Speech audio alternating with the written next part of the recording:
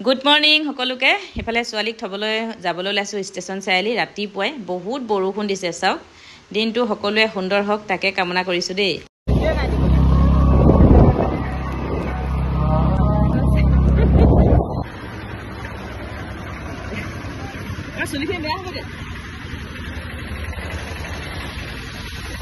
বৰষুণত তিতি তিতি ছোৱালীক থবলৈ আহিছোঁ।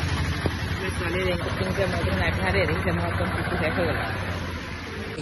ষ্টেচন চাৰিআলি ৰখি আছোঁ। ৰাতিপুৱা একেবাৰে ষ্টেচন চাৰিআলি দেখিছোঁ। এয়া